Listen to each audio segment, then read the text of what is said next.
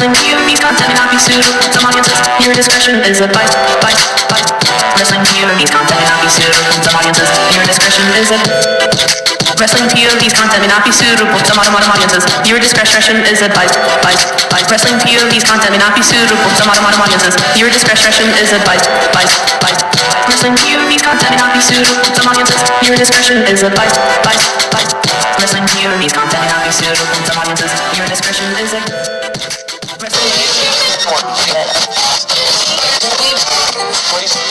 Know that meeting? No. Yeah, that was all over the place. It was also all over Wrestling POV. Yeah, it was all over Wrestling POV. You were familiar with that podcast? I am, but the only thing I see her fighting is those wedgies she be pulling out. oh hell yeah! You know what? I could watch that shit all day. Ew. Nasty. It's our job to. We are professional journalists. Yes. That word, yeah. Yeah. Exactly. Yeah, the professional business. I'm not even drinking today. Gonna stomp my boots in the. What you gonna do when Hulkamania turns 65 years old? Ninja. He is a fucking piece of shit. Excuse my French toast. After you said fucking. I know, right? To license it. How is Roman Reigns? How are we supposed to believe that he's gonna beat Brock Lesnar if he needs Finn Balor's help to beat Baron Corbin? Wait, what?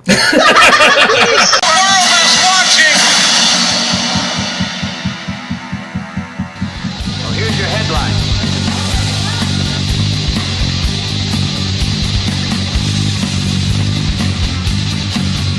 Hello, everyone, and welcome to another edition of Wrestling POV.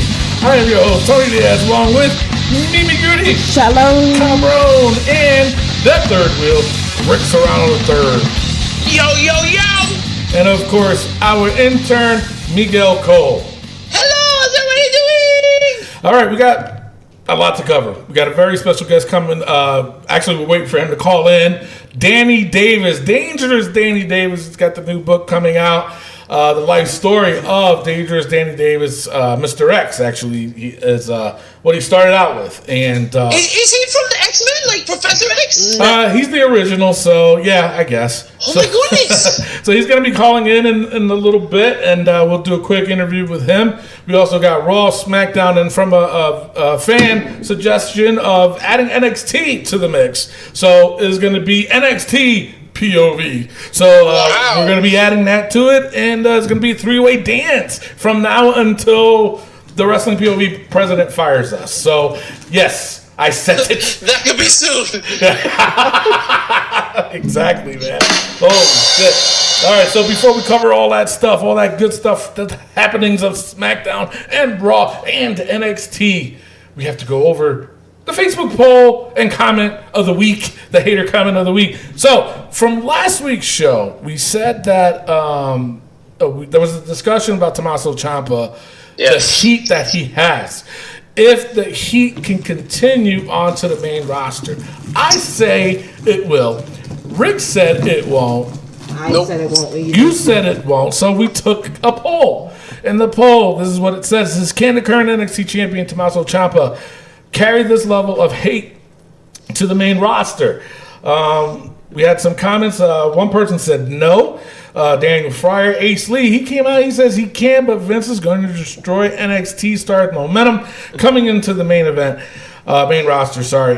Jay Havel, he said it would be great if he could, but Vince will ruin it in some way. Michael Hunsinger, he says Vince can try to bury Ciampa, but let's not forget that it's the fans who are giving him most of the momentum.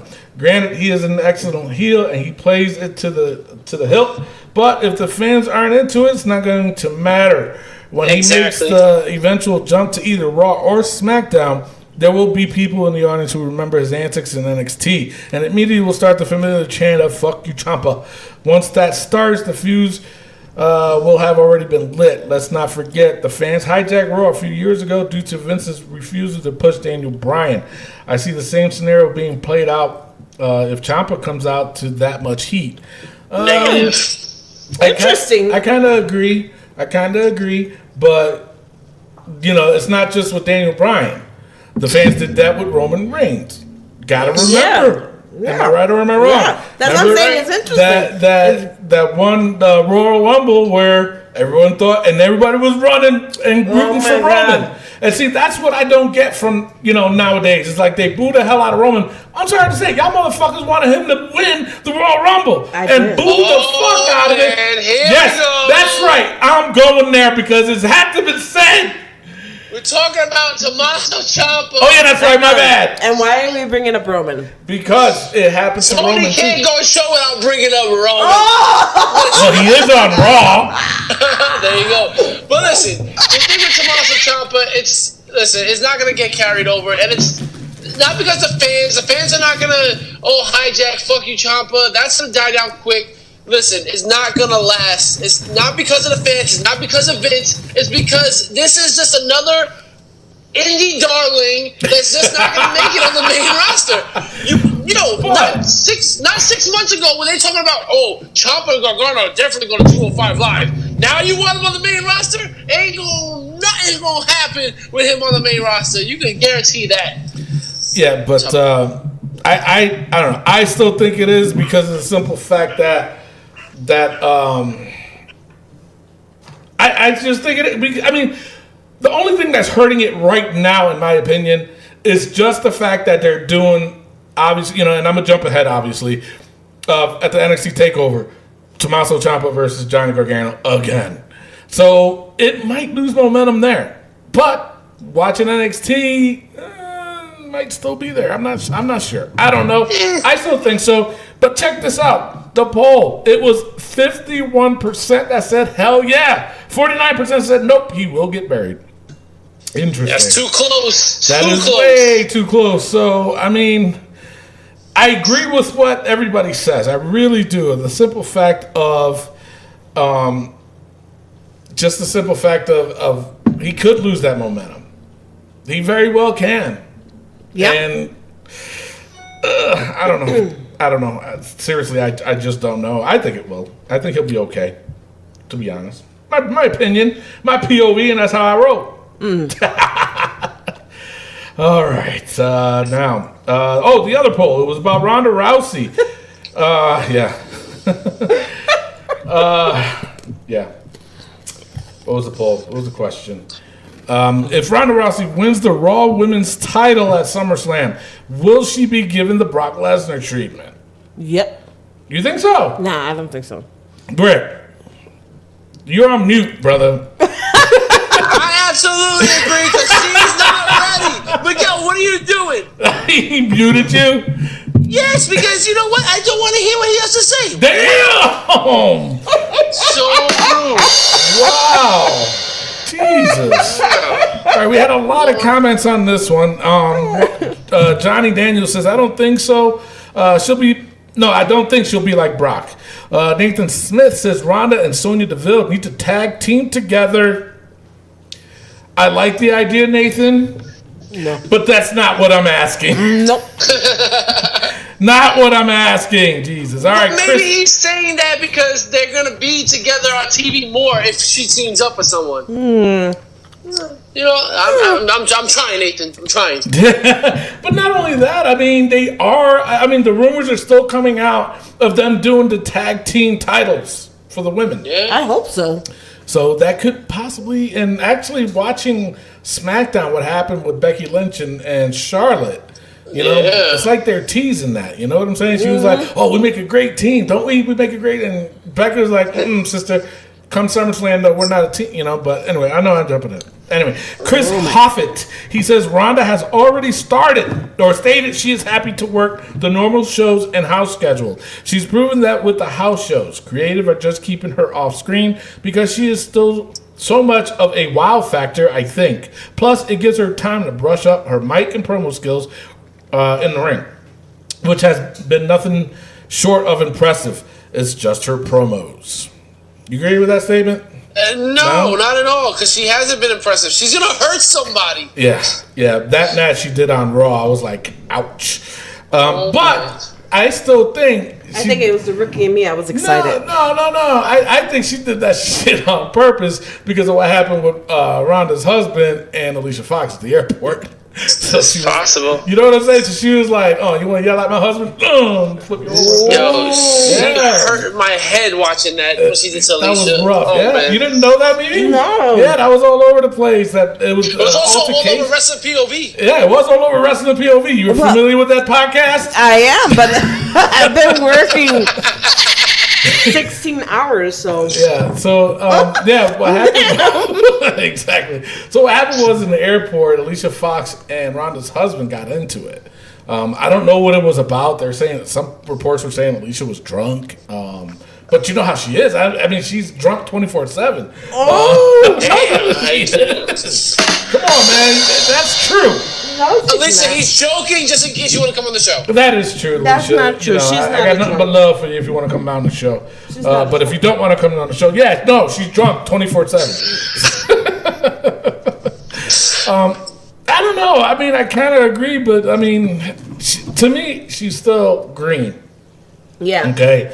In wrestling terms, that means you're brand spanking new. Granted, she has been wrestling in house shows though, so I'll give her that.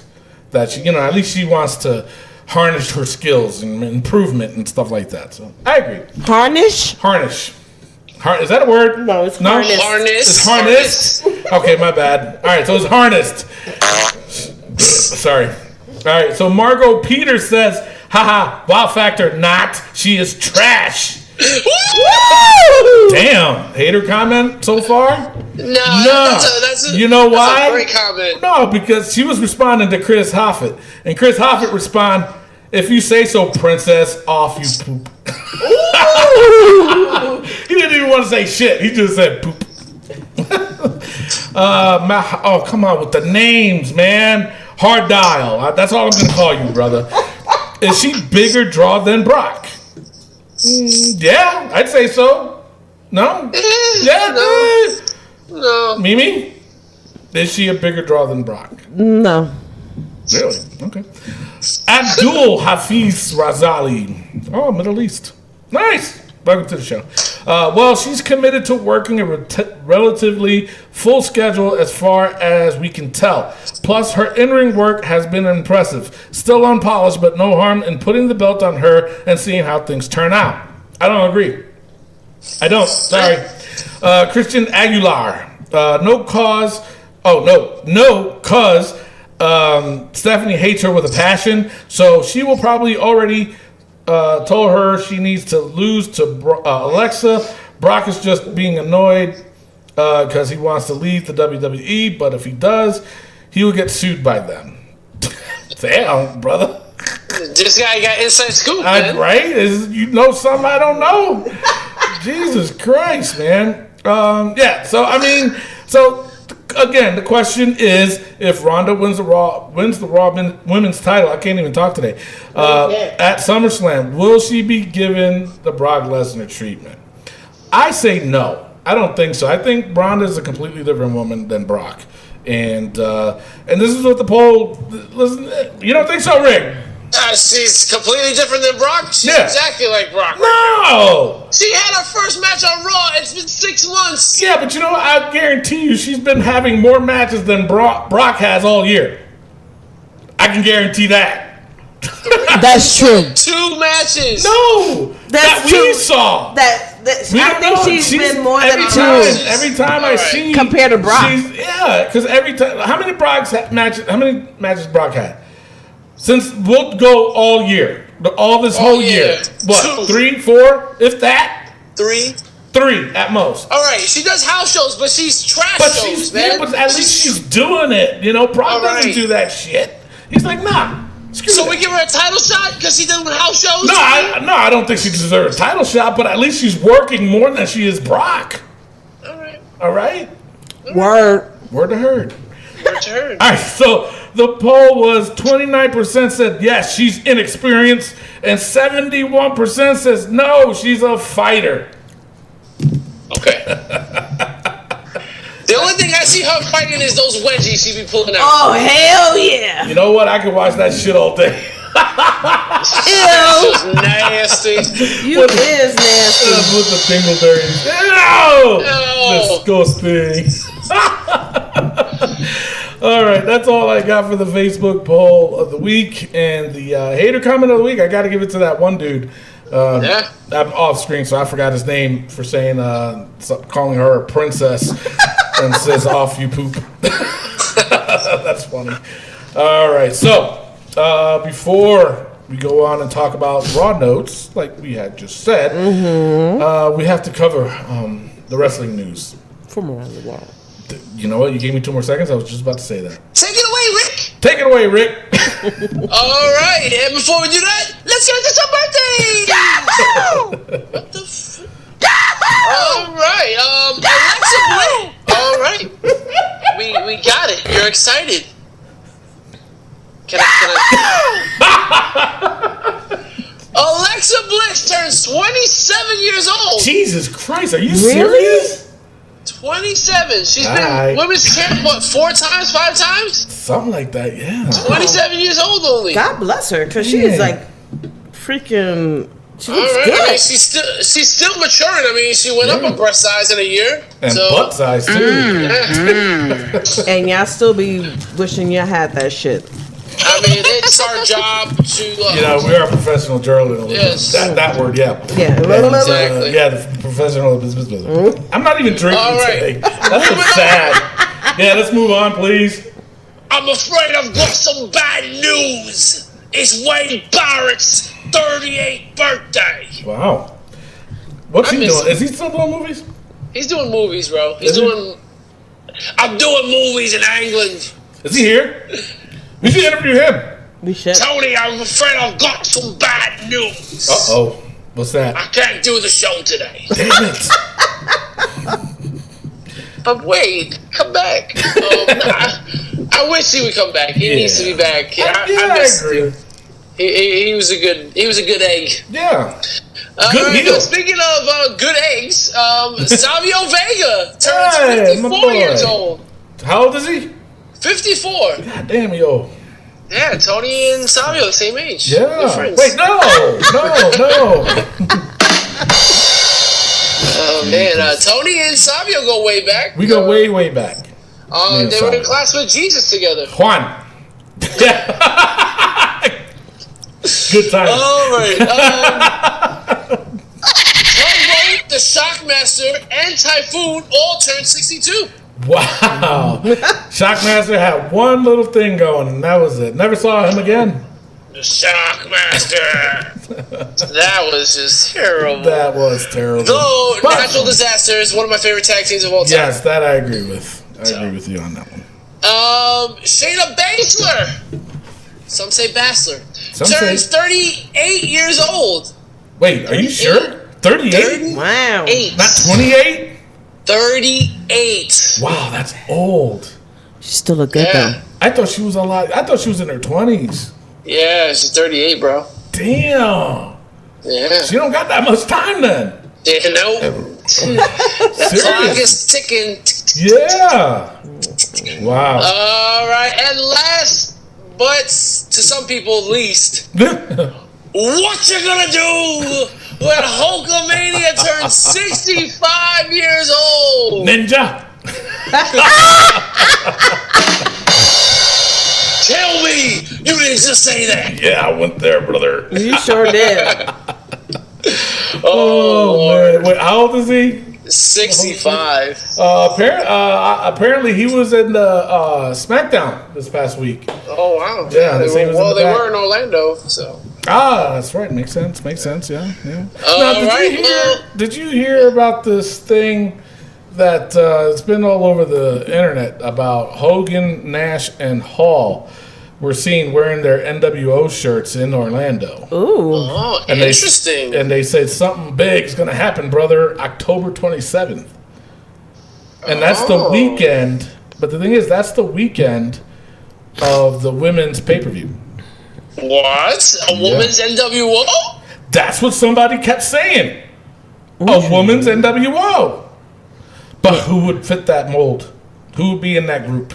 Oh, you gotta go. You gotta go Charlotte, for sure. You gotta go. Really? Yeah. Well, because if they're gonna do the four horsewomen, no, she is part of the four horsewomen, Yeah. isn't she? But wait a minute. But Ronda Rousey had her own little 4 horsewomen too. It's true. So, But you could go NWO. You go Natalia. You could go Nia Jax. oh yeah, not Ember Moon. Mickey James. Alexa. Yeah. You got the Alicia Fox. Oh yeah. Sorry, She Alicia definitely Fox. play the Virgil role. Mr. Rick, that's a little bit racist. Just a little bit. She does look like him. Damn. All right, it's time for the wrestling around the world.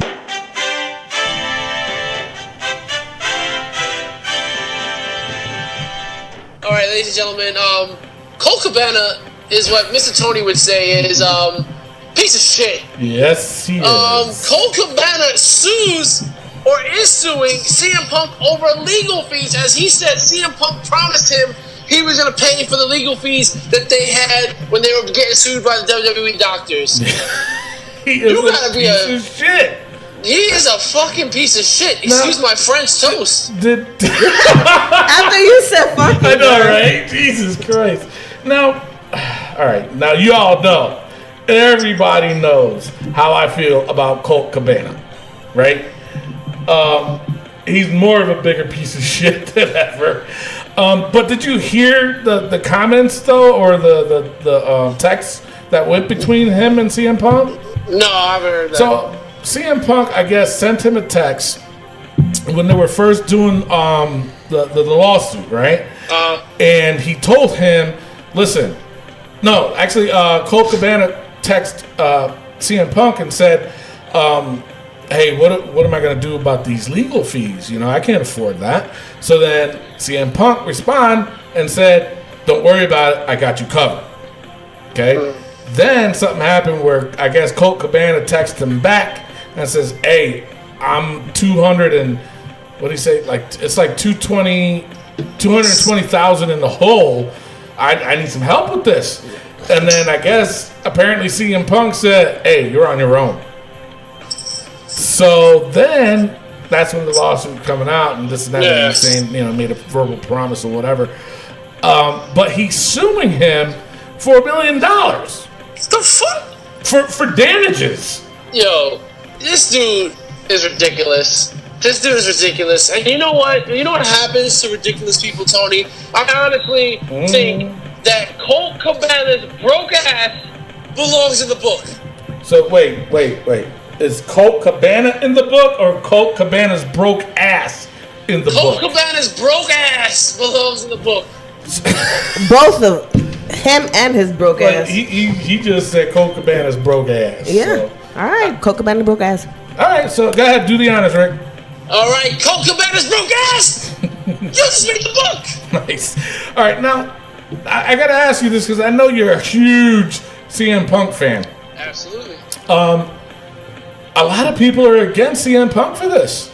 They're saying he's an asshole. They're calling him a punk bitch. How? They're saying you're a fibber. They're saying you're a renigger and all that other shit. Oh man, I had to say it twice in my head. I know it is. I didn't go Hulk Hogan. I'm like, oh my goodness. Okay, they're saying he reneged. There's a lot of hate. There's a lot of people siding with Colt Cabana. And that makes no sense. Like, you honestly believe that I need to pay for your legal fees? But they both won the. They both won the Exactly. case. But Colt Cabana still got to pay legal fees. Yeah. I don't. And How, CM Punk, But what did they win? Did they win just I don't their know. credibility? they won by not getting sued. Right. He was suing them for The- millions. right. The doctor. The doctor was suing them. So then, They were the defendants. They Right, won their right, they were the freedom. defendants. no, Right. I understand that. I'm just thinking. I'm like, So in court, the judge sided with CM Punk and Colt Cabana, not with the WWE. If they sided with the WWE doctors, they were screwed. right. They had to cough up millions of dollars. So it went in their favor. So they didn't, but they still had to pay legal fees. Right. No, You know, I'm lawyers just thinking. need to get paid. I'm thinking about my, CSI and Tum Tum days. Oh, yeah. Oh, man. Well, Colt Cabana, like, you can't honestly think, like, I'm going to give you $200,000. And if that was the case, $200,000, fine. You asking for $1 million, you piece of crap. But this is what I don't understand. He's asking for $1 million. Where he's in debt to the lawyers is $220,000. But he's suing for not only the $1 million, but $200,000 to cover the cost. It doesn't make sense. The numbers doesn't add up. It's like that's 30 grand you're missing, dude. But you're only asking for 200. But then you're asking for $1 million for damages. You know, so I mean, I know legally, you know, it's like two different things, kind of. Yeah. He's suing to get for him to pay his legal fees, and then he's suing for damages. So there's two different things. But $1 million?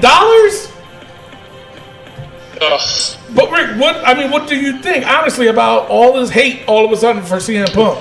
I think it's ridiculous, and I think that's just... I don't know where to go with this, to be honest. Well, my thing is that the lawyers require, especially for a case like that, requires a down payment. Sometimes, but not all the time. When it comes to no money received, you're required a down payment. Unless it's money involved, then you don't have to pay a down payment. But they always want to make sure they have their... So I'm pretty sure CM Punk covered that. How do you know? The man's a millionaire. Yeah, but how do you know that CM Punk covered that part and not the rest? I don't know. We don't know. Nobody knows. The bottom line is, Colt Cabana's a piece of shit.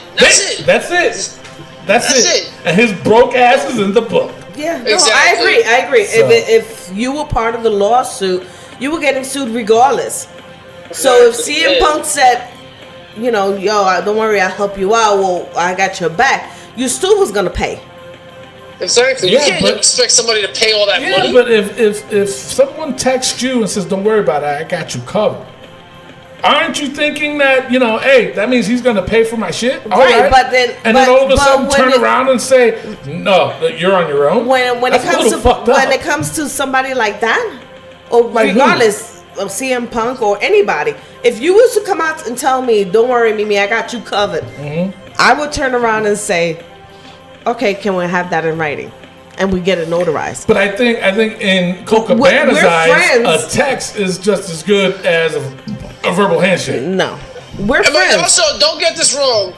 Colt Cabana's a piece of shit, and him and CM Punk were not friends at the end of this. Like, no, they're done. And said some shit against him also, and they, Yeah, no. And it's funny because I've always hated Colt Cabana anyway. I hate him more now. Yeah. But I'm laughing at him because he was riding CM Punk's coattails for the longest time.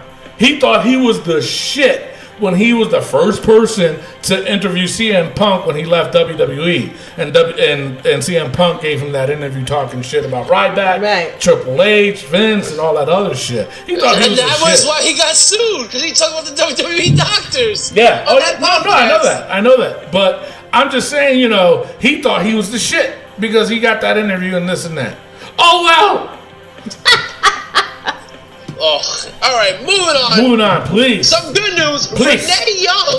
Renee Young is filling in for Coach next week on Raw. Yeah. For commentary. Yeah, and so Charlie Caruso is going to be in the back then, right? I'm assuming? Yeah.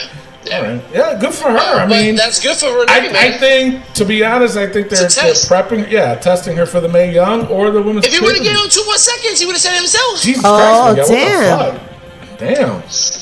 I was supporting you, Tony. I'm talking for you. Oh, okay. My bad. What a dick. Wow. All right. You are what you eat. So, that's true. Wait, what? Ew. What? Just nasty. Gross. Moving on. Carl Anderson and his hot Asian wife welcomed their 4th child. So congrats on that. Nice. 4th child? 4th child. Damn, wrap that shit up already.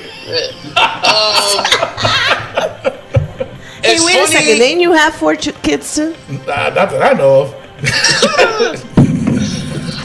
Not funny. Let's get that straight. Not funny that you should wrap that up. The umbilical cord was actually wrapped around the baby's neck twice. Oh, Jesus. And had a knot.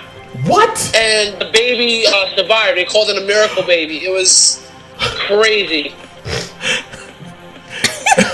So, not funny, but it's funny. But thank God for the baby. But it's funny because you didn't even know that, and you were like, wrap that up I know. and tie a knot on it. I didn't say all that now. I didn't say tie a knot. I just said wrap that shit up. Yeah, it was crazy though. I wasn't talking about the baby. Like, I know you wasn't, stupido. No, I know. I'm just saying that's weird. Well, the baby's healthy. That's all it matters. The baby's healthy. Yeah, the baby's good. They named it Miracle. Boy. Oh, I no, don't it's know. a boy. Never mind. Yeah. Probably something. Well, I think they named it Hot Asian Wife's Son. No, that's what it is. And my last bit of news, Pause. Jazzy J. Uh-oh. I sent out a message to you. I hope you heard it. Didn't she Because comment?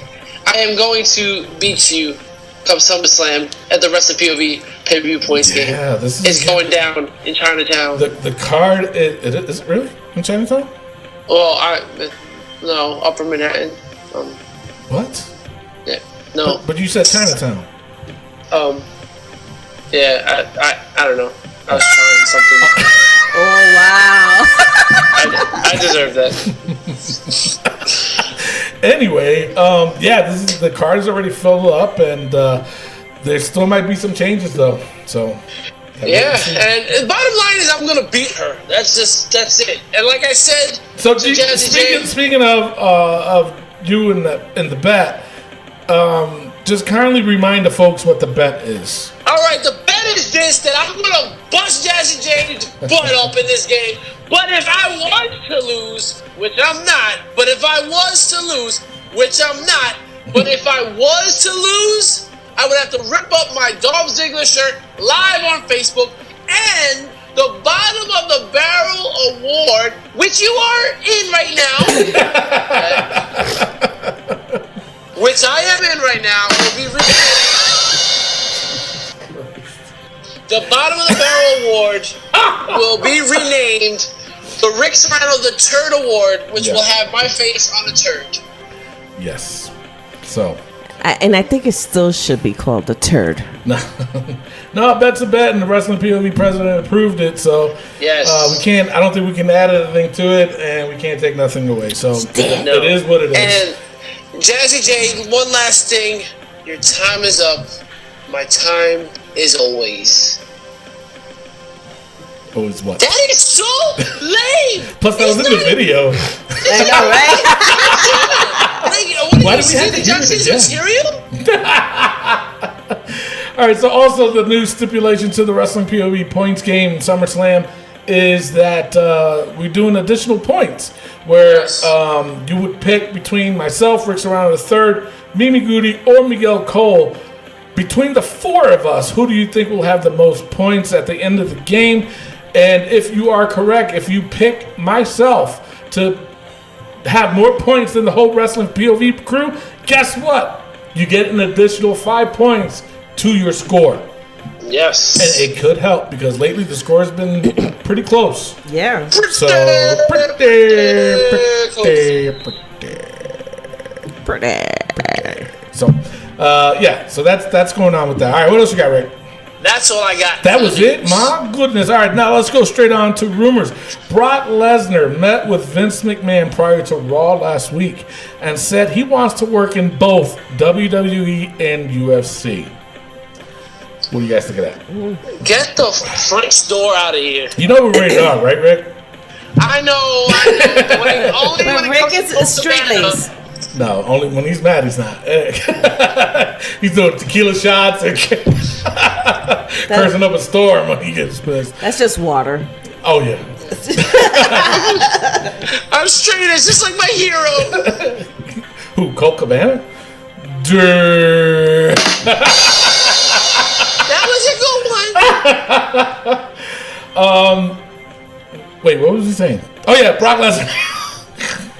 That's just interesting, but stupid. That's very stupid, exactly. But, Mimi, what do you think about that? No comment. No comment. I think it's dumb. I think that if that's the case, they need to take that belt off of him.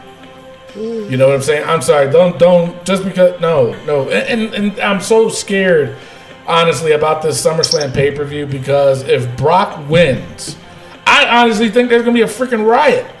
You know, because in my head, I'm thinking, and Vince. And they're in Brooklyn. And they are in Brooklyn. And you know those Brooklyn dudes are take some videos, Rick. But the thing is, Vince is probably thinking, shoot, I can have my title on UFC pay-per-view. He thinks like that to get more people to. That's why I have no comment, because I'm like, it's like making. I mean, this is what Roman's 5th title shot. So I mean, it's like everybody's at the point now they want Roman to win. Yeah, you know what I'm saying. But with this rumor, and plus there's been other talks about it too, that he's gonna bring that belt to UFC. Nah, son. Yes, son. I don't know, man. Yo, son. We need to all right, we're not set it off, son. Yo, son. All right, stop. We're not in Brooklyn. God, son. You know what I'm saying, son? Yeah. All right, so now the Raw Tag Team title match at SummerSlam is expected to feature multiple teams. The Revival are expected to be in the mix. Interesting. Yeah, I mean, sure, why not? Yeah. Whatever. I mean, I don't think it's stupid, but I think it's interesting.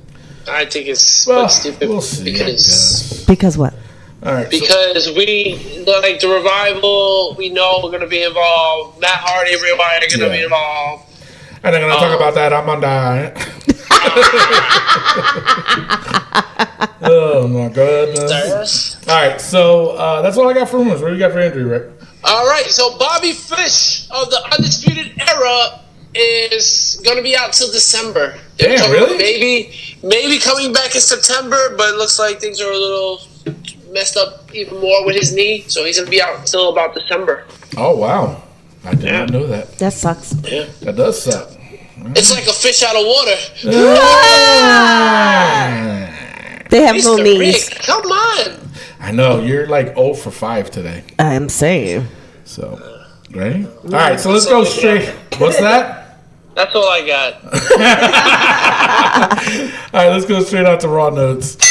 All right, Kurt Angle and Constable Corbin were out to make an announcement as Raw kicked off. The Raw GM reminded us that Ronda Rousey was making her debut and said that unlike some former UFC champions, she has no problem competing on Raw. Roman Reigns quickly made his way out and told Kurt Angle that he respects him, but he should have seen last week coming. Word. Yeah, so that's all coming. When you kick the big dog out, who's going to protect the yard? Roman said to Corbin. And what you do? You ain't do nothing. You ain't do shit. You ain't do shit. Oh my God! So, anyways, Angle agreed and made an impromptu match between Corbin and Roman Reigns, which Corbin took a cheap shot at Reigns. This match was long. Go straight into it now. Roman Reigns versus Constable Corbin. This match was pretty long. Yes. It was pretty long. But Corbin was in control most of the match, so I give that much props. You know, they didn't bury him. Even though he lost. Yeah. Tony. What? They needed to bury him there. Who? They needed to bury Corbin because Roman Reigns is going for the Universal title. That's true. He's supposed to be. He's the chosen one. He's supposed to be the one to beat Brock Lesnar, and he's struggling with Baron Corbin. But he still won. He's still won because of Finn Balor. If you gave me 2 more seconds, I was going to say that. Speaking of Finn Balor, I just want to say I made this comment on our Twitter page, which I'm in control of, at Wrestling POV. I said, listen, how is Roman Reigns, how are we supposed to believe that he's going to beat Brock Lesnar if he needs Finn Balor's help to beat Baron Corbin? Wait, what? Basically, follow me on Twitter at Wrestling POV. I have things like wrestling history, the cold hard facts, and interesting but stupid. Anyway, yeah, so do that, folks. And also, you know what? Wrestling POV's also got a Facebook page. So follow us on there, like us on there, comment. Put all your comments you want. We don't care. Just put them on there. Gives us more to talk about. And, of course, we have an Instagram, too. Yes, we do. So you can follow us on there, too. So, anyway, back to Raw. I kind of agree, but then it's like, I don't know. We're going to see Baron versus Finn at SummerSlam, too. So that might be a kickoff show. So sad. Anyway, up next, it was Bobby Roode versus Mojo Rawley. Bobby Roode won. I'm not going to talk about it. I mean, I just feel bad for Bobby Roode. It's like, to me, I think they're burying that poor dude. Well, not just burying. I think they got him in the wrong story. He's better. He's the one that needs to turn heel. Yes. My opinion. Bobby Roode has lost his mojo. I think they need to put him in SmackDown. Who, Bobby Roode? He was in SmackDown. And put him back in SmackDown. And I think he will. Hey, NWO with Bobby Roode. I dig that. I would dig that. You did that? No, I didn't. All right, so moving on. Elias was in the ring talking about his chart-topping album. He spoke about the documentary about him, and he said WWE got it all wrong. And he brought a small camera crew in the ring to do the remake of the documentary. Lashley came out, made his entrance, and right on cue says, everything about Elias is a joke. Elias attacked Lashley again, but took a spine buster. Lashley called the camera crew back in to film him giving the signature vertical suplex to Elias before walking out. Yeah. So, match at SummerSlam? Of course. All right, so then up next, it's Razor versus Titus O'Neil. Razor took the opportunity and hit a spine buster, and he won. Yeah. So, do I need to go any more with this? No. All right. Up it was the Kevin Owens show. Kevin Owens kicked off the show with Jinder Mahal as a guest. Actually, I liked this segment. This wasn't really that bad. But then Braun Strowman all of a sudden picked up the stage. Well, not picked up. He pressed the stage, making it crash. So I'm over that. Yeah, so am I. All right, so then ended up being a match between Jinder Mahal and Braun Strowman. Kevin Owens stole the briefcase and ran again. Braun caught up to Kevin Owens and smacked him a couple times before Jinder intervened. Braun hit Jinder with the briefcase, earning a disqualification. So the way I'm looking at it is they're going to show the many ways of Braun Strowman. Dolph Ziggler losing. Of Braun Strowman losing, so that way they can show, he can lose. Oh, what if this happens at the summer? Oh, come on, stop. Jesus. It's not going to happen. No. So backstage, Constable Corbin got a phone call from Stephanie McMahon and handed the phone to Angle. It turned out Stephanie's forbade Romans from teaming up with Seth Rollins that night. And if Reigns didn't comply, he would have to forfeit his title shot at SummerSlam. So it ended up being a handicap match between Seth Rollins and Dolph Ziggler and Drew McIntyre. This was a good match. To me, I thought this was the match of Raw. But how many times can they do this? Exactly. Especially, with this coming up on Raw. What are they going to do then? Mm-hmm. You know what I'm saying? Exactly. Word. All right. Rollins made another attempt at pinning Dolph, but Drew, again, broke the count, and Dolph hit a super kick on Seth for the 3 count. So, is that a sign that maybe Seth will win? We still got one more week. Yes, we got one more week. Up next, it was the B Team versus the Revival. I like their new entrance. Do you really? No. Oh, Lord. Oh, wow. Because God awful. Because I'm a girl, baby. Right. That's why. Stick to that word. Just remember what you just said. What? I'm a girl? No. Obviously, you're a girl, but I'm saying, just stick with what you just said. That you like their entrance music. Shut up, Rick. Rick didn't say nothing. No, his face said it all. He does have the face for radio. B-team, go, go, go. Oh, my God. Go away. Yeah. What the hell ended up happening? Who won? Oh, no, it was a double DQ finish. Yes. That's all. No, it was pretty cool the way they did it. And it was. Bray and Matt appeared on both sides of the ring. Yeah, if you gave me 2 more seconds, I was going to say that too. No, he wasn't. So no, I wasn't. So yeah, it ended up in the double DQ. So from my rumors earlier, you obviously know that this is what's going to happen at SummerSlam. Yes. Now, the most interesting thing on Raw, it was the Paul Heyman interview. He pretty much cried the whole interview. That was good. He added that he always talked about riding into the sunset together with Brock, having the Universal title. Kind of ting. That was a little bit ting. That was hilarious. That was a lot of ting. That was a lot of ting. Well, you know, when you're a manager and stuff, especially someone in that caliber, and you spend days in and day out with that person, you build a relationship. You build? Yes, you build a relationship. You know what that is, right? You build that relationship with Brock Lesnar. Yeah, they build it. All right, so then he ended it with, he finished off by saying Reigns doesn't have a chance at SummerSlam. So, yeah. So then up next it was Sasha Banks and Bayley versus the Riot Squad. Sasha Banks. Yeah, Sasha Banks. That's what it is. Versus the Riot Squad. Yeah, Liv Morgan and Sarah. Liv Morgan. Yeah, Liv Morgan and Sarah. Jesus Christ. I am all over the place. Wow. Ruby Riott came back. Yeah. So check that out. So Sarah Logan used the distraction. What about those girls becoming NWO? I can see it. Ruby Riott, maybe. Yeah, Sarah Logan and I think Sarah Logan, but not Liv Morgan. Why not?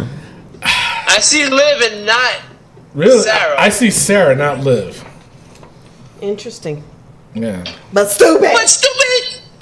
All right. Up next, it was the main event. It was Ronda Rousey versus Alicia Tony, Fox. say it right. It was the lame event. The lame event. Ronda Rousey versus Alicia Fox. Fox tapped out. Alicia Fox. Fox tapped out, and Ronda won her first ever singles career match. Alexa then attacked Ronda after the match, and during the interview too. And Ronda looked at her, "What are you doing?" It was pretty funny. Yeah, she just flipped her and she left. She vowed to become women's champion at SummerSlam. Yeah. No. I mean, it wasn't too bad, but I mean, like I said, she rang her arm like, I was like, ouch. And I think Alicia prematurely tapped out because the armbar wasn't even put in. Yeah, I was just, everybody was like, they replayed it over and over and over again. That she didn't get that armbar. But the thing of it is, I think the thing with Ronda, if she does apply that, she's going to break it. I seriously think Well, that, yeah, look how skinny she is. I'm talking about with anybody. Nah. So, all right. Now, here's the good, the bad, and the ugly of, what am I doing? Raw. Oh, that's right, Raw. So, good, bad, and the ugly of Raw. Nothing? Nothing at all, huh? Just going to, alrighty. Good. About time. All right. Cut it off. All right, what was I saying? All right, the good, bad, and the ugly of Raw. I have power. Yeah. He does have power. All right, the good. I thought the Reigns versus Corbin match was good, and I also thought the Seth versus Drew match was good, and Dolph. And, of course, the good also, Ruby Riott returned. So I'm kind of glad she's there. She does add a little bit of spunk to the women's division. The bad, Braun Strowman flipping the stage. How many times are they going to show how strong Braun is? And he can't beat Roman Reigns. You know, exactly. The man flipped the truck, flipped the ambulance, tipped over a stage, but yet can't beat Roman. All right, the ugly, the B Team's entrance music. Oh no! Yeah. And I'm sorry, I had to. And I'm sorry, I had to put this in. It was Paul Heyman's tears. Oh yeah, the crocodiles. That was the interview just started and he was already crying. I'm like, don't be a bitch, man. Just, it was ridiculous. to me. But I like the promo. Yeah. The promo was good. So, I liked it. Don't get me wrong. I just think the tears were premature. So. That's because he put Vicks under his eyes. He probably did. I mean, he looked like he was smoking a couple blunts before he went on that show. My God, his eyes was red. Man, right? So, all right. So that is your Raw. Okay, guys, our special guest is on the line. Holy shit! The dangerous Danny Davis is on the line. Rick, why don't you give this guy the proper intro that he deserves? Okay, ladies and gentlemen, we have a very special guest with us. He has a book out now, which is for sale. You got to put that out there. You got to let the people know it's for sale. You know what I'm saying? It's called Mr. X, The Life Story of Dangerous Danny Davis. Very inspirational. If you didn't know who I was talking about, you do now. Mr. X, Dangerous Danny Davis, welcome to the show. The world famous bad guy referee himself, Dangerous Danny Davis here, with Tony and Rick. What a pleasure it is to be with you guys today. How are you guys doing? Good. And you know what? I have to get this out of the way first, Danny. When you just said the world most hated referee, I was one of them that hated you. Growing up. No, I didn't say hated. Now, wait a minute. I said world famous bad guy referee. And if you hated me, I was doing my job. You know what? After being in the business myself. Well, after being in the business myself, I kind of got it. You hated me. I have to mark that down. Let me see. Rick hated me. I honestly did. There was so much hatred for you as I was one of them, so I ain't gonna lie. I'm just gonna get that out the way. The people enjoyed it. I enjoyed doing it. It was a little scary at times, but I enjoyed every minute of it. But you know what? You were doing your job then. That's all it was. That's right. When people come up to me today and they say, "Boy, I hated you. My father hated you. He wanted to kill you." I said, "Well, then I did my job, and I'm glad you enjoyed it." Exactly. Yep. Now, Danny. Now, I went through your book, and it's very inspirational. I want you to now give you the opportunity to let the fans know, what led you to the world of professional wrestling? How did you end up with WWF? Can you give us a little bit of background of where you came from and how you got to where you got? Yes, I was a street kid, always fighting. I fought, I used to street fight for money and stuff like that when I was a kid. Wow. I was, I'm one of 6 kids, and my mother was raising by herself. And, I found out early that my best way to survive would be on the streets, and that's what I did.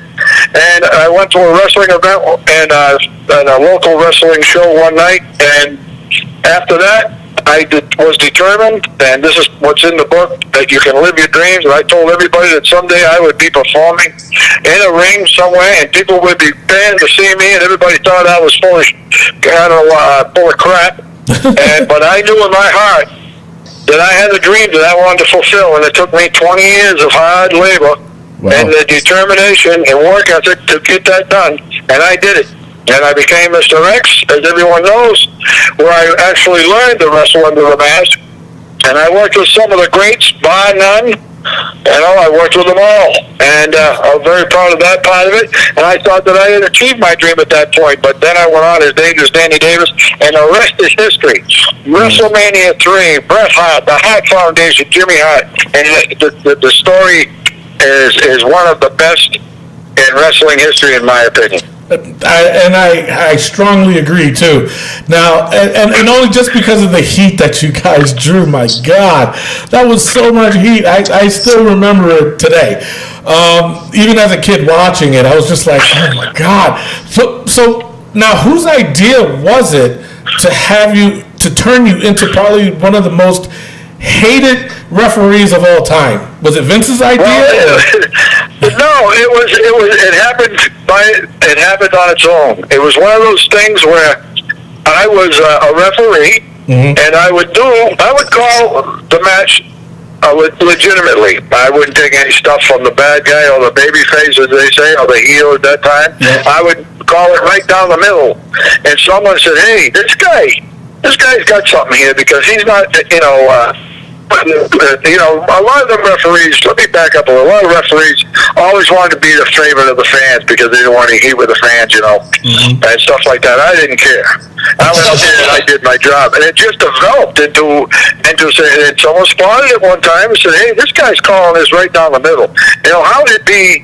And then one day I just got a call after being Mr. X and refereeing and said, look, we want to do this. I was in Philadelphia Spectrum, and I got a message from the office. You are no longer dangerous, Mr. X, for now dangerous Danny Davis. And it went from there, and we did some great things, as you know. I mean, in that time in wrestling, there's not going to be another time like it. So if you missed it, too bad. Exactly. And if you hated me, exactly. You know, I see a lot in common with you, Danny. I mean, that was what it was all about. You just can't care about whatever. You gotta look out for yourself sometimes, and sometimes it benefits you. Now, WrestleMania 3, you went over it, but now this was one of the biggest WrestleManias of all time. 93,000 people. Hogan slams Andre. You're there. You got Ricky Steamboat versus Macho Man. You're involved with the Bulldogs and Tito Santana. What was the atmosphere like? Like before the match, during the match, after the match? What was the atmosphere like in that building? Well, going into it, of course, you don't know what they want, what you want to do. Going into it, you prepare for it. You know, you're doing your TVs, you're working your ass off. Everybody's working hard to get this over, get it promoted properly, and do your job as they want you to do. But going into it, it was exciting. You could see something big's going to happen. We knew it. It was in the air. Everybody knew it. It was all talked about. It was everywhere you went, it was talked about, and it was a very, very exciting. Of course, you know, I had never been on that stage like that before in my life. You know, I was. As I say, coming from being Mr. X to Dangerous Danny Davis, and then throwing me into as you pointed out, the biggest event in history, wrestling history, and there I am, right in the center of it. Then when we got there, we actually went out. They told me I was going over with, with this and that, and I was just electrified. And then, you know, that was in the back room. Everybody was nervous. Everybody was getting squiffed up, and everybody was, you know, this is going to be a big deal. And you know, nervous, butterflies in your stomach, a little cautious, not, you know, wondering how it was going to go, you know, as a usual thing. And then you go out into you leave the ring, you leave the curtain, and you get on that cot, and you look up and you see all those people, and man, oh man, unless you yourself have achieved the dream that you've always dreamt of, that's it, Daddy. I can't explain it to you. You have to do it yourself. You have to live your dream to understand that. And I'm telling you, it was electrified. And we went in and we had one hell of a match, and the rest is history. And after all that, everybody was throwing off at you, and you want to do this, you want to come on the radio, sure you want to do this and that. Of course, we weren't on our own to do that, to say yes or no. I mean, I was getting phone calls from you know, TV stations, radio stations, and stuff like that. And I had to refer them to the office. But you know, it was just exciting. And you know, there's nothing after that. It was, you know, you thought, well, that's it. You know, what are we going to do now? But it just kept going on. It kept rolling, and we rolled with it. And we went on for a good 4, 5, maybe 6 years with it. And it was a great thing. And there'll never be anything like it again. No. Yeah, I mean, I can't imagine. Like you said, you have to live it to understand it, and I can never even just imagine how excited you were. And like you said, it did continue on for years. And one of those years that I would love to bring up right now is that you were involved in the King of the Ring in 1987. You didn't beat one Hall of Famer, you beat 2 Hall of Famers, and Tito Santana and the Junkyard Dog. And then you were eliminated by the winner of that King of the Ring, Macho Man Randy Savage, who became the Macho King after that. You were part of one of the biggest moments in history. Like, not just one, but 2 big moments. Like, what? Yeah, I was involved in all that big stuff. I beat them all. I mean, I faced them all. It was a hell of a thing. That was done in the area where I grew up. My family was there, my friends were there, and they couldn't believe it, man. And they actually believed that I was going to win that thing. You know, and that was the key. You know, I did my job. Whenever they asked me to do something, I was capable of doing the job. I was capable of going out there and making the people, you know, hate me, making them believe what was going on, et cetera, et cetera. And that was part of the business. That was me, you know, that I was going to win that event. And, you know, I was doing my job, and I was very proud of myself. Yeah, I mean, that's a lot to be proud of, man. Now, I don't know, man. It's just so historic to be about. What if you had to pick the one moment in which would you choose between wrestling or being a ref? What was your favorite part, and what was the biggest difference between going from referee to wrestling? Well, the biggest thing was, as a referee, you know, you could learn some moves, you can learn, you know, how to work. You know, you're in the ring with most of the greatest guys in the wrestling world. You know, and you listen. A lot of referees don't. A lot of referees think that that's all they can do. That this is it. That this is their big thing. That they're not going to go anywhere from there. I had a different idea. I knew someday that I would be a wrestler. I knew someday that all this, you know, if you paid attention and listen to these guys and watch these guys, that you could do this stuff. And I did it. And a lot of referees just stayed referees and say, man, no one's ever done it before. No one ever did it before. It was, and you know, to have it duplicated now, as I say, it's never going to be the same. No, they've tried it. A lot of, you know, independents have tried it, and they call me now and say, you know, we want to do this, we want to do that with you, and you know, it works, but it's not the same. It's not on that level. It never will be on that level. And I was just fortunate enough to be smart enough as a street kid to see opportunities come along and take advantage of those opportunities and do it, man. Just do it. And people were very surprised of how well that was done.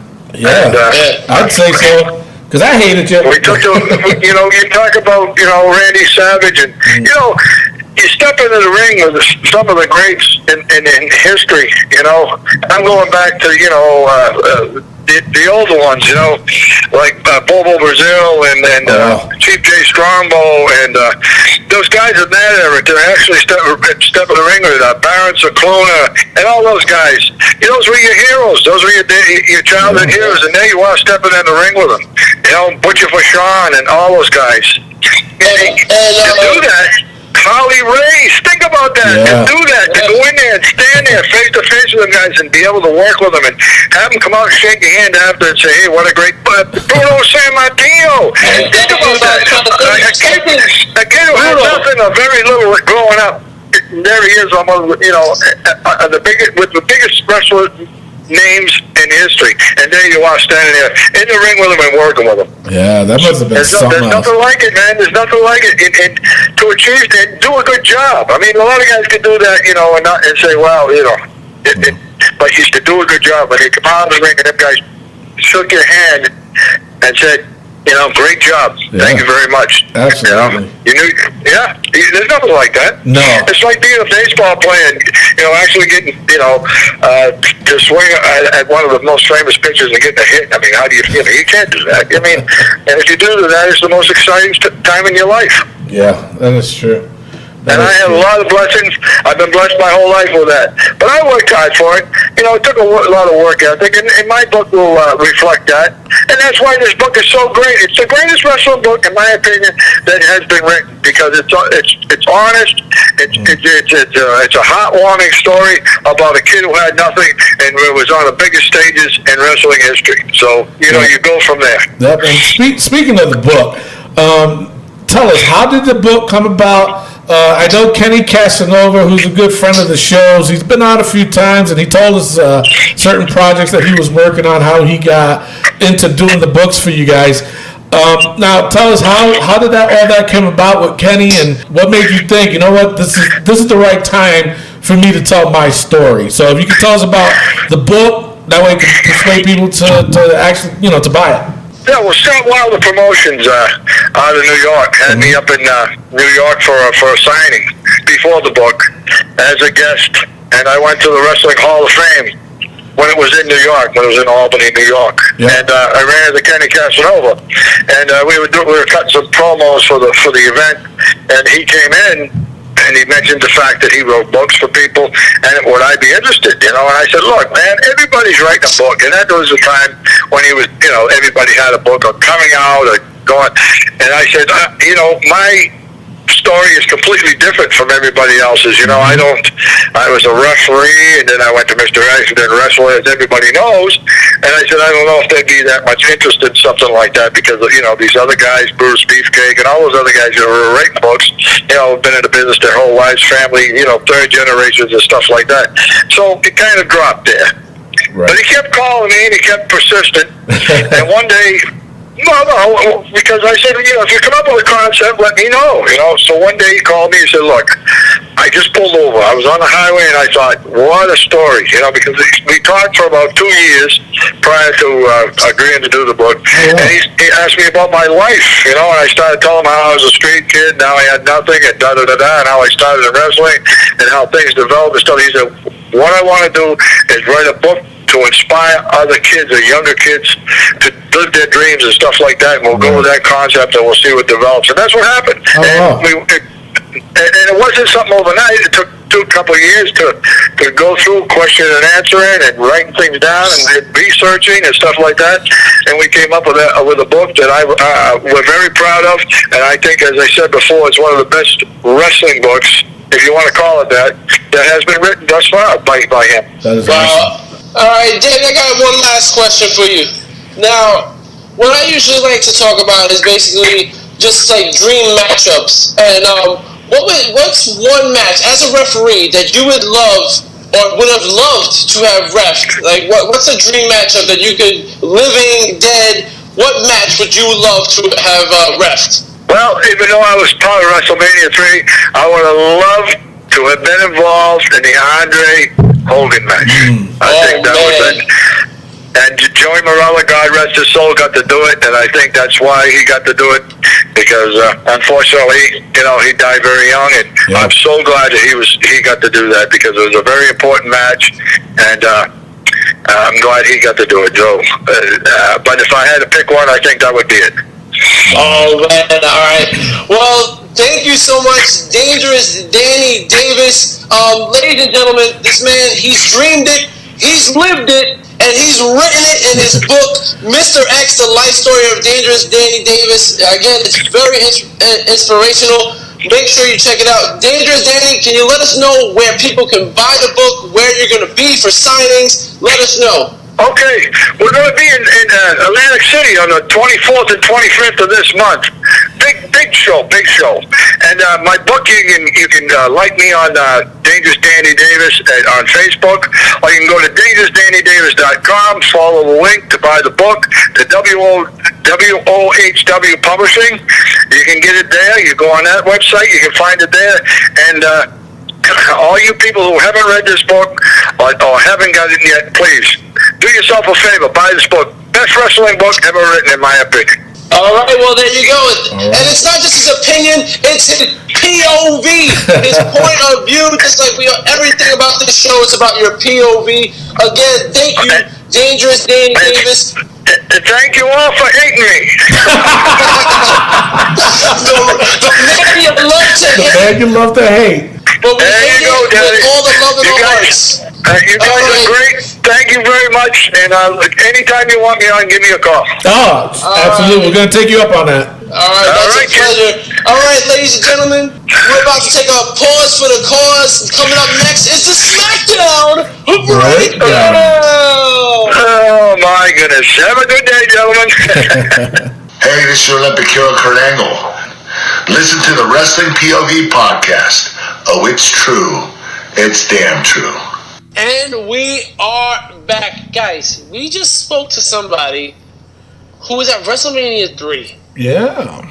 We just spoke to a man who beat Tito Santana and the Junkyard Dog. Yeah. We just spoke to the man who elevated the Macho Man Randy Savage into the Macho King Randy Savage. Mm-hmm. We just spoke to a man who started from the bottom, now he's here. Yeah. All right, man. Like I said, guys, go out and check out the book, man. The guy... it's funny because I feel bad telling him I hated him. But I had to get that out of the way. You know what I'm He's saying? a guy you love to hate. That's what He was. But the thing of it is, like being a heel in my 20 plus years career. How the fuck do you say that? 20 plus career? 20 plus years. 20 plus years in my career. In my career, there we go. In the your business. rear? Only on Sundays. That's for you Rick. on Sundays, Rick. I mean, what? Is that being a heel, your main job is always to get the fans to hate you. Yep. No matter what, no matter what cost. You know what I'm saying? That's your job. So for Danny Davis, he did his job because I hated him, and I'm glad I got to tell him that. Kind of, but he's a nice guy, very, very passionate about the sport, and I'm glad we had him on the show. Yeah, it was amazing. Speaking of amazing, Wrestling POV and Collar and Elbow are together. Collar elbow. Yeah. Go to collarandelbowbrand.com and save yourself 10% by using promo code WPOV. Guys, new shirts, new hats, new sunglasses. They got it all. Make sure you use it, and you guys save 10% by using promo code WPOV. You can't get that anywhere else. If you type in WPOV in another WWE shop, guess what you're getting? Nothing. But if you type in WPOV at collarandelbowbrand.com, you save yourself 10%. That's right. 10%. That's more than taxes, bro. Exactly, man. No. Dang. Word. Say all right, well, that being said, I'm saying first. It's time for the SmackDown Breakdown. Break it down.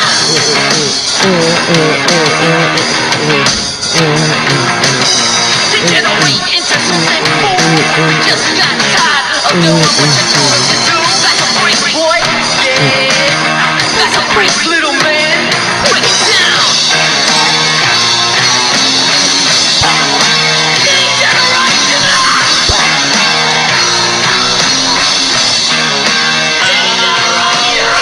SmackDown Live opens up with Randall, Kevin, Cunningham, Orton. Owens. It's got a name I don't know about. Oh man, RKO came to the ring. Now, guys, I know, we hate Randy Orton. Mm-hmm. Bummer. This was a great promo by Randy Orton. It was a good promo. Yeah. This was good. It was good because he made me hate him even more. He made me hate him even more. He's doing his job. Exactly. He is doing his job. Man, I like the viciousness. That's the Randy Orton we all loved, man. That's the Randy Orton you love. Damn. I mean, when he was say it like that. When he was kicking people, Well, he says everybody we. loved Randy I ain't part Orton. of that we. Okay. All right. But yeah, so he's basically saying he's gonna kill Jeff Hardy. Mm-hmm.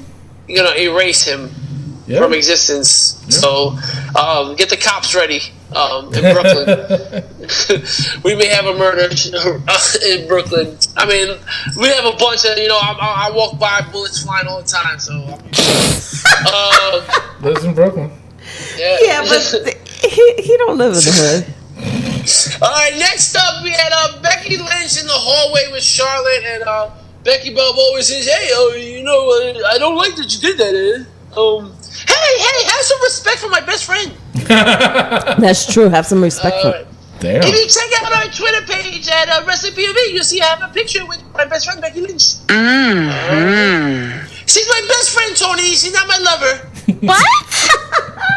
All right. So Becky basically says, "Hey, we're not Sasha and Bailey." All right, shots fired. Right. That's right. Yeah. All right. Tea time. Carmella, yeah, tea time. That is. That's so stupid. They're trying to throw up gang signs with a fucking tea bag. Ooh, that is. Come on, right? That's just nasty. That did not come out right at all. All right. Speaking of not tea coming out right. What are we gonna talk about next? Dirty Sanchez? Oh, Lord. Isn't that Miguel's cousin? He took a shower. Oh my God. All right. Carmella was on commentary as Becky Lynch and Charlotte Flair faced off against the Iconics. Oh, God. Their promo was pretty good too. What? That was pretty good. No, it was not. It was pretty good. No. You guys, they're doing their job. No! When they chant boring, This boring. The crowd That needs hurts. to shut up. That's what they need to do. No! How, Get a Rick, job. how Get a can you job. honestly say that this promo was good? I thought it was good because they said they're building the story. What story? They're like, hey, They're not even in SummerSlam. They said, "Where is Becky?" And Becky is always in Charlotte's shadow. That was a good line. Come on. Rick, that was awful. What wasn't good? What wasn't good was this match. To go along with the promo. Exactly. That was just a terrible match. Charlotte and Becky ended up picking up the win. Kofi Kingston with his little racist promo backstage. Jesus Christ. You know, that is so hypocritical. How can you honestly say that you are not going to deal with Hulk Hogan and that you don't care if he apologizes, but then yet you're imitating the white guy. Mm-hmm. Isn't that the same thing? Mm-hmm. Come on, people. Yeah. You really got to stop. You can't have it both ways. You can't say that you're offended by something, but then go ahead and still do it with the opposite race. Exactly. You know, that's just ridiculous, man.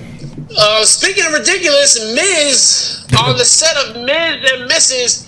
when the show is not live, first of all, and second of all the show episodes have been shot already. So what are you doing? Exactly. And then he announces before SmackDown that they're gonna fight each other at SummerSlam. What kind of build is that? That was weird. And weird. then Daniel Bryan appears at the set and attacks Miz, which was okay, I guess, but again, I don't like this where this is going. Why? Because Daniel Bryan might win. No, Daniel Bryan is definitely winning. There's no. I don't think Miz has a chance. Becky Lynch, but that's not my pick, so don't copy me, Jazzy J. Becky Lynch and Charlotte were celebrating their victory, but Becky says it in 2 weeks. I'm going to beat you. A different story. I'm going to beat you, Charlotte. I didn't hear a damn word he just said. He said in 2 weeks he's going to beat you, Charlotte. You a translator now? Yes. You're an Irish translator? Yes. I speak Irish. I speak Irish. AJ Styles cuts a promo about Samoa Joe. This was better, I think. It was better than the Iconics. Oh, definitely. But I definitely liked it where AJ took it because Samoa Joe, they're doing the same thing where it's like you're a bad father. AJ was just pushing like, listen, I'm on the road all these days and stuff like that, and I missed out. He was related to the crowd because parents, they're not there for everything. They, especially hardworking parents. I agree with you though. That was a good, decent promo by AJ Styles because it seemed like he spoke from the heart. Yes. Yes. And that's good. That's good for him. Not doing this. He nothing but cheesecake artist. Yeah. Cheapskate artist. Cheapskate. Not cheesecake. I'm hungry. Speaking of being hungry, Zelina Vega versus Lana. Love to look, hated the match. The only good thing about this match was that Rusev says, I'm going to be a ringside, baby. And, he sounded just like him, by the way. Exactly. That was good. I thought he was here for a second. I think he looks more like Sin Caras, whatever his name is. Andrade Cien Almas? Andrade Cien Almas. And that they said that too. Somebody said that. And his wife does look like Selena. Okay. And she has the bod like Selena. That's why Rick is always like Selena. Hey, I'm right with you. He look. I'll say so how you doing looking at Rick's wife? That Rick's wife? That's the same thing. I'm just saying. Wait, Rick's wife? Yeah. I didn't say that I look like Andrade Cien Almas. Yes. Oh, I thought you was talking about. No, I was talking about Rick. Looks like Selena. I thought you was talking about. I mean, listen, man. No. I thought you was talking. I think Andrade looks like me. Oh, no, but I thought you were talking about Andrade and Rusev. They both do look alike. No, they don't. Yes, they do. They look like Rusev fifth grew his cousins. hair out, if Rusev grew his fifth cousins, really? Did you just say fifth cousins? Oh my god! If Rusev grew his hair out, they would both look alike. They would. No. Yes, they would. No. Listen up to this, guys. Listen closely to this one. So it's like you saying you and Rick will look alike. We do. We do. You never heard that when you do a podcast together, you start to look like each other? Yeah. 20 plus years, Beanie. You look like eighth cousins. We're the 10th cousins. Separated. All right, guys. So, Zelina Vega versus Lana. Aiden English gets involved again, and Zelina Vega wins. Now, this is where I want you guys to look it up. Aiden English is going to join Andrade and Zelina. And they're going to do this whole Guerrero-style thing because, again, he is a Guerrero by marriage. That is true. Aiden English. And I think it would work. I really do think it would work. And you can't even say by injection because how do you just say? Well, he's the injector. I know, that's what I'm saying. Well, anyway.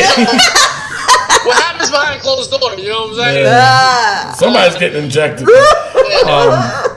No, I don't know. I think it'll work. We got to see it, I guess. On paper, honestly, on paper, I would be like, but I got to see it. Yeah, I think I definitely got to see it.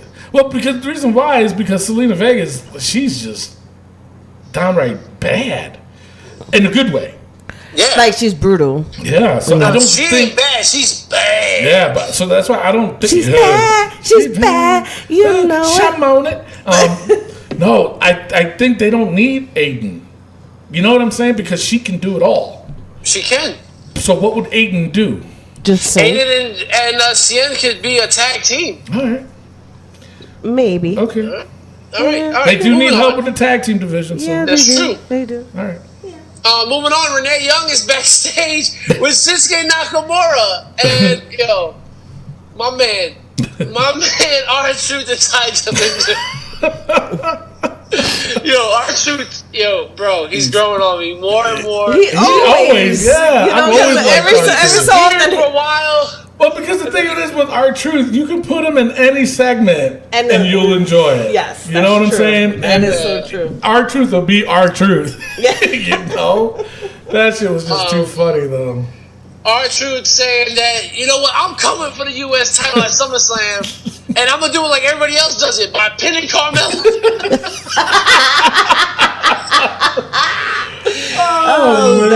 The look on their face, they were like, what the fuck are you talking about? He's hilarious, though. He is funny.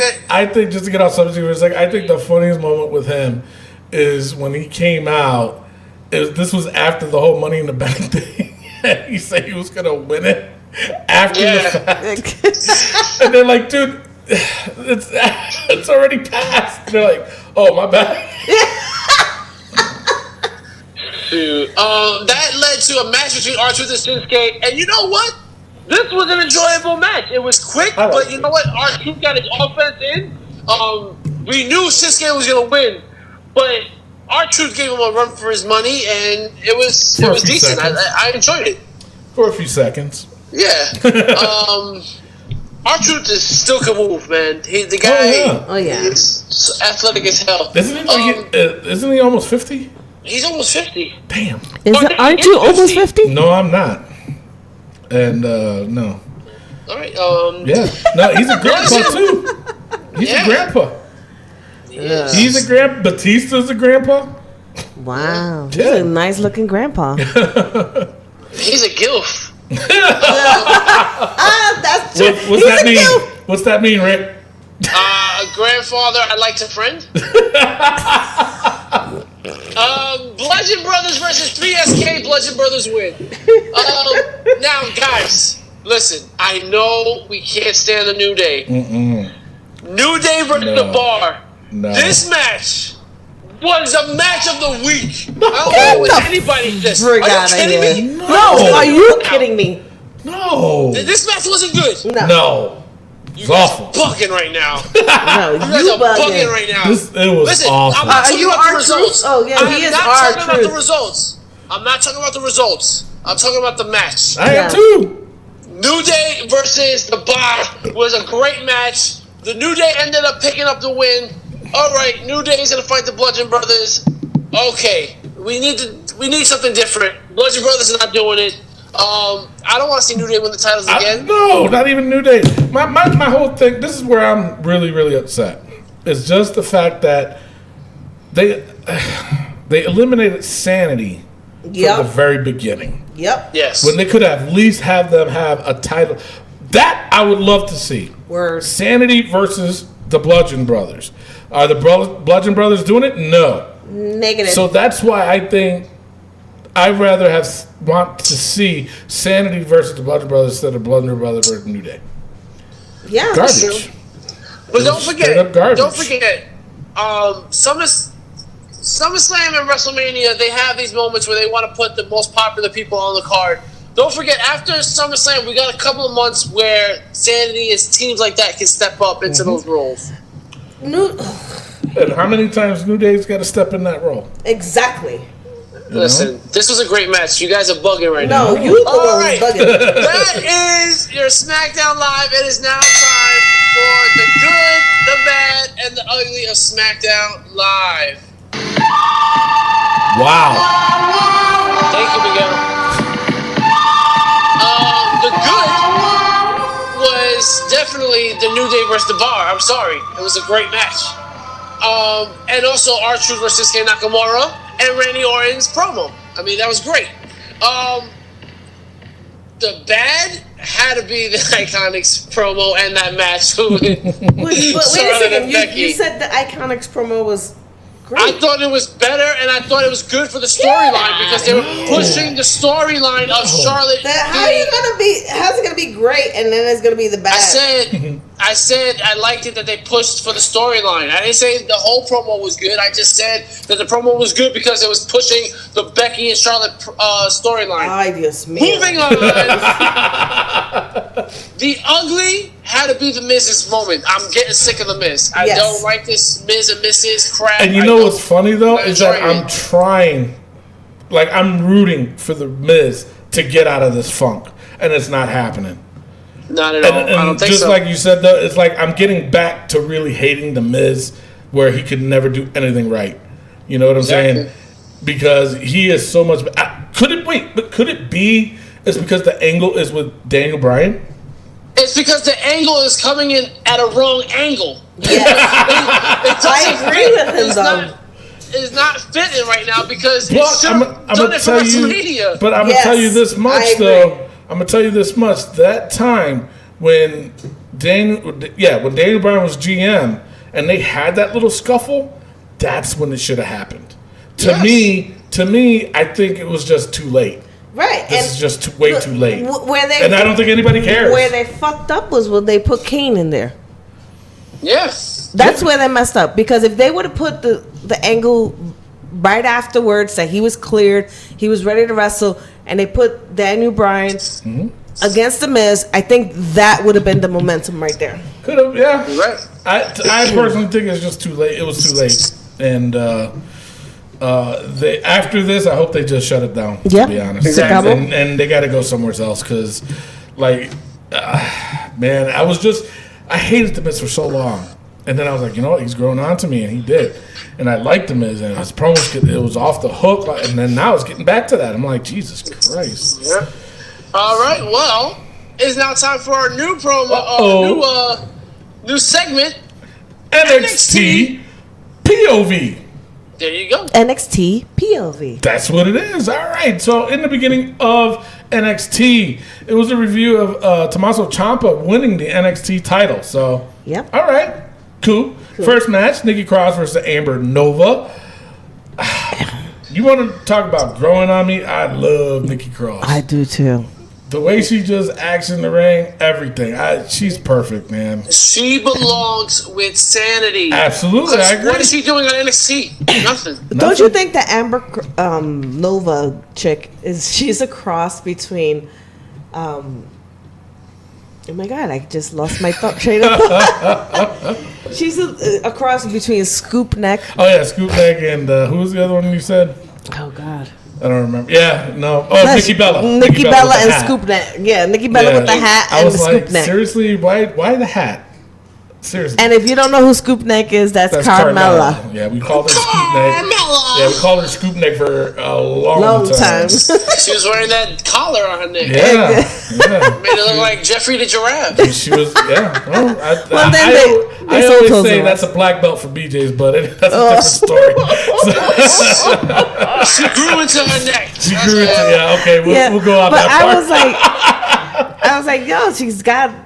I don't know. I didn't like her, that girl, anyways. But okay, so then up next was the Undisputed Era. They end up attacking Ricochet from behind as he was coming to the ring to face his opponent. They didn't even say it because it didn't happen. Adam Cole stated he is not a coward and he will win at NXT TakeOver Brooklyn. I don't know about that one. No, I think Ricochet's winning for sure. Oh, hell yeah. Then they did an interview with Vanessa Bourne saying that she is going to take that final spot in the Mae Young Classic. Speaking of the Mae Young Classic, we had, when we did the segment of the Indie Call-Ups, one of the very first entrant in the Indie Call-Up was Vanessa Craven. Mm-hmm. Big girl and very talented. Yes. You look at her, it's like, wow, no, you gonna mess me up. She's in the Mae Young Classic. Yes. So there you go. I'm gonna reach out to her after the tournament. I hope she goes a long way, but if she doesn't, something happens, then I'm gonna try to get her on the show and we could do a quick interview with her. Awesome. Adrian Jaoud or whatever, he's some dude versus Cassius Ohno. I feel so bad. Cassius Ohno's been in NXT since 1943. Yeah. And when is he ever going to get called up? Listen, Cassius Ohno is the Mojo Rawley of NXT. Yes. So they already have a Mojo on Raw. He's coming up. Yeah. But what is, I don't get it though. For years, what is the hype of Cassius Ohno though? I don't get it. He's a fat ass that does flips. But not only that, he wears basketball jerseys that are his cousins. I don't get it. Chris Jericho's little cousin. He's copying Jericho, my friend Chris. Anyway, Jared, my bad. Cassius Ohno wins. So then they did a segment with Velveteen Dream and EC3. EC3 ended up dumping them in the pool. They're gonna fight at NXT TakeOver.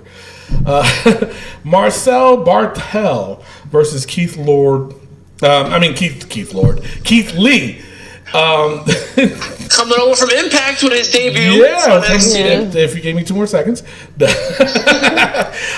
thing the match was okay. I was just getting too annoyed with the 9 because the guy was from Germany.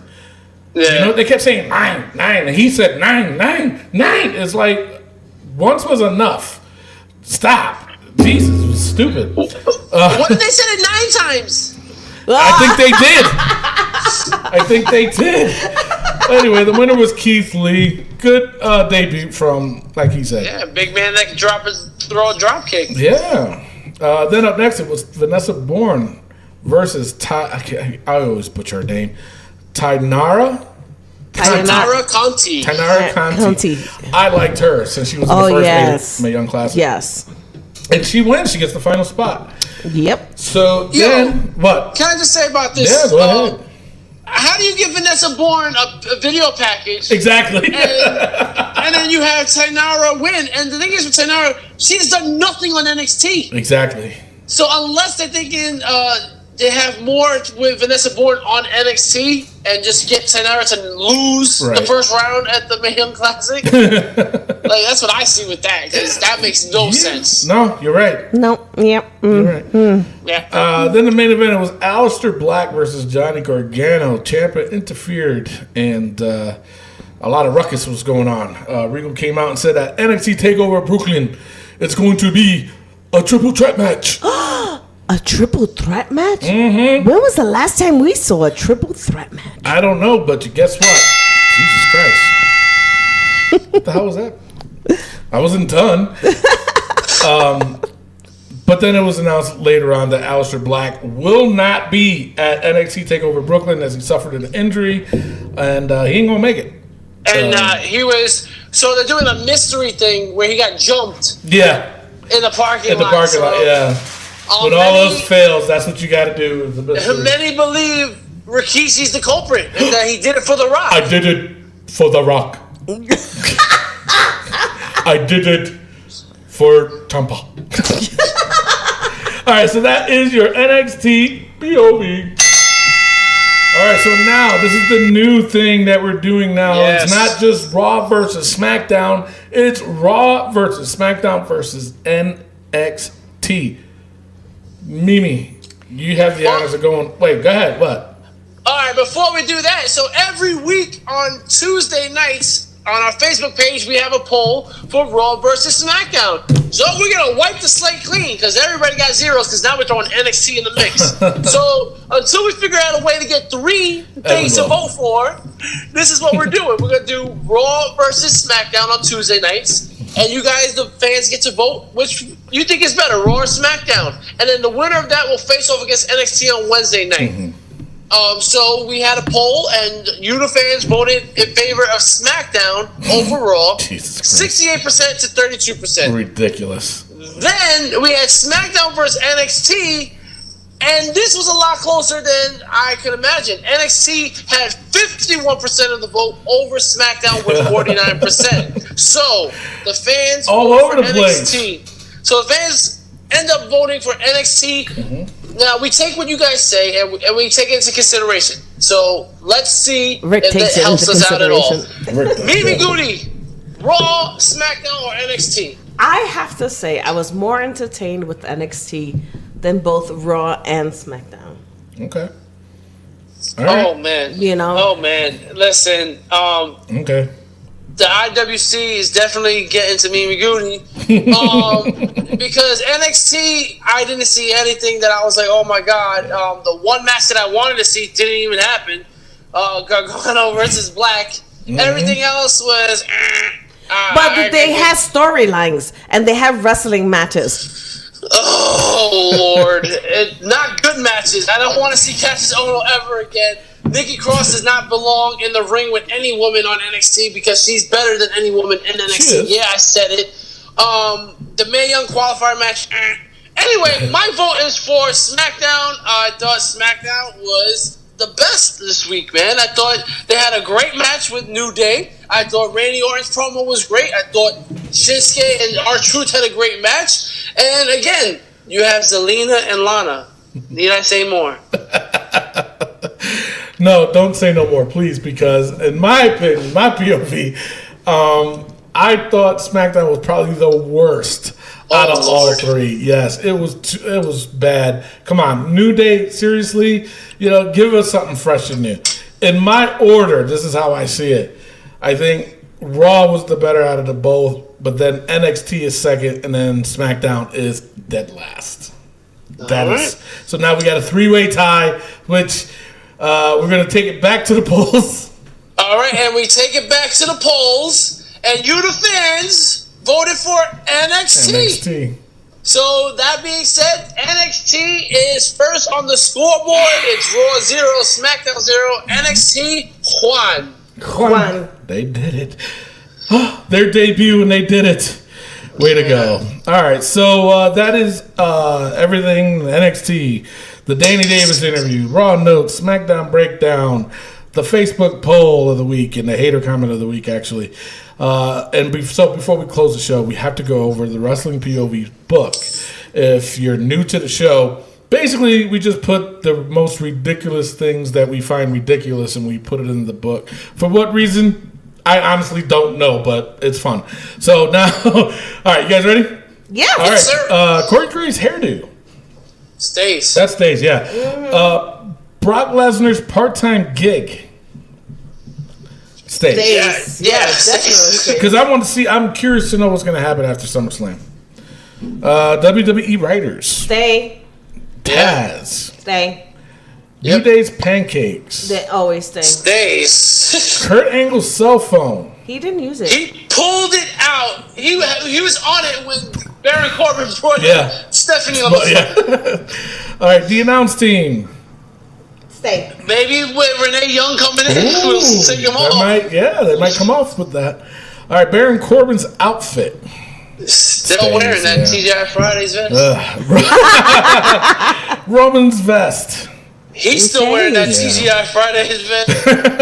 That's a Hooters vest. Yeah, Hooters. Road Dogg, he stays. He sucks. Ginger's mantra. Stays. The Pittsburgh crowd. They stay. Until they go back to Pittsburgh and prove themselves. All right, now this one's a little funny to me. R-Truth memory. No, it stays. After what he said, it stays. All right, Mrs. Fake Baby. They didn't show. Wait, did they show it? No. On SmackDown? No.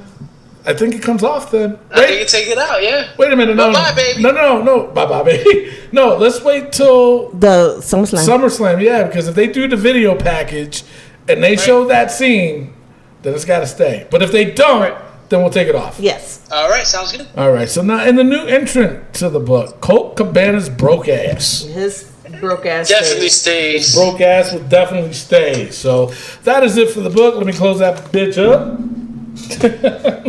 And that is your show. And I hope you guys enjoyed it. And remember, check out our Facebook page and write down any comments that you want. We'll talk about it on the show. Something you want to see, maybe a poll that you want to do. Just make sure you jot it down in our Facebook. It's open. It's free. We'll respond. If it's any good, we'll say, yeah, we'll talk about it on the show. If it's not any good, be prepared to get made fun of. That's all I'm going to say. Word. Exactly. No, I'm kidding. No, we won't make fun of you. We'll just talk about you on... Okay, yeah, no, we will. All right, so Rick, close it out before I close it out. All right, before we close it out, but you closing it out, I'm going to close it out with something else. Okay.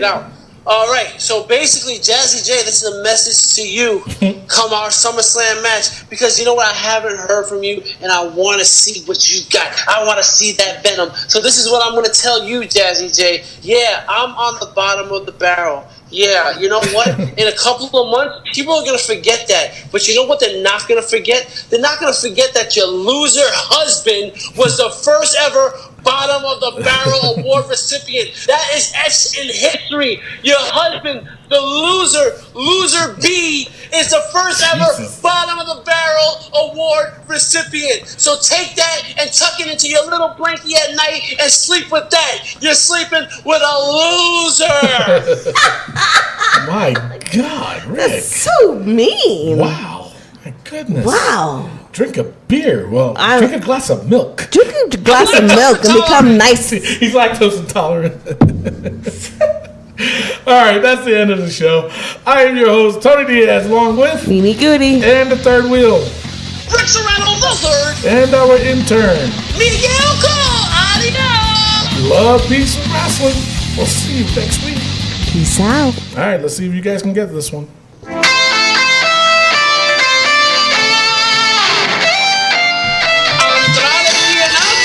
Nope. Gulak. Come on. Drew Gulak. The Gulash. The Gulak. He's got a title shot, right? He has got a title shot at SummerSlam. Figure that shit out, right?